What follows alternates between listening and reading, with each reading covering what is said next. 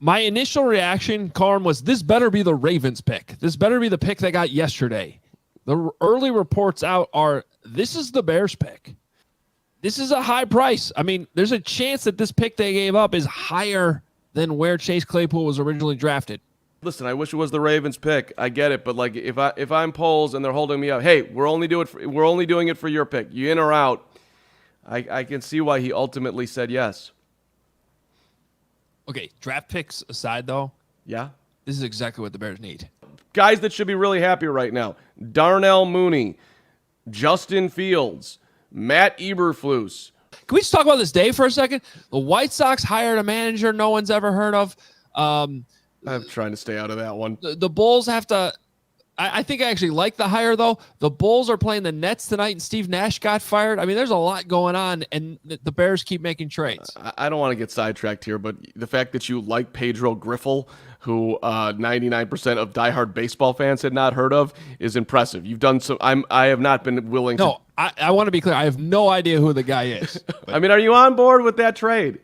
Chase Claypool and a 5th rounder for Roquan.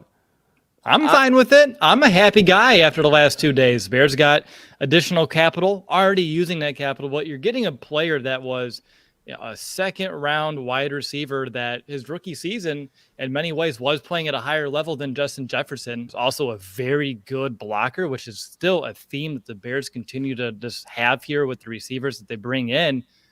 I'm excited. Another big guy to pair with N'Keal Harry. I'm not going to make the direct comparison, but it reminds me of Brandon Marshall, Alshon Jeffrey, with having those 2 bigger receivers on the outside. By the way, we're probably not going to have time to go through my grades today. Maybe we'll have to save them for tomorrow, but N'Keal Harry played well. Will, back me up that no one's excited about Jack Sanborn stepping in for Roquan Smith, please. Thank you. I'm not an expert. I'm just a fan, So, we've got a lot of people that take their opinions way too seriously. I'm excited for this because it's just going to open up what the offense is already starting to get into here these last 4 weeks. Justin Fields has turned the corner here these last 4 weeks. I do want to ask, as we just process this, and Ryan Poles, I think you are exciting. You are certainly getting tons of reaction from Bears Nation everywhere, and I think if you polled Bears Nation right now, his approval rating would be 79%, somewhere around that would be my guess. I think adding a guy like Chase Claypool does say, hey, we're going to go in some shootouts now, you guys. Like, they're putting up some points the last 2 weeks, and the Bears are adding a little bit more weapons around Justin Fields, but that's the whole point of this is still to evaluate the quarterback. My first thought was, like, the Bears did what? And then the second thought was, oh, my God, like, the Packers didn't do anything. And apparently the Packers were in on the Claypool trade, but I guess the 2nd rounder was a little bit too rich for them. My point is this sort of whispers of him being a distraction at times. There was the play that rubbed me the wrong way last year when the clock's ticking down and he signals for a first down and doesn't get lined up. Like little stuff like that where maybe his head isn't always in the game.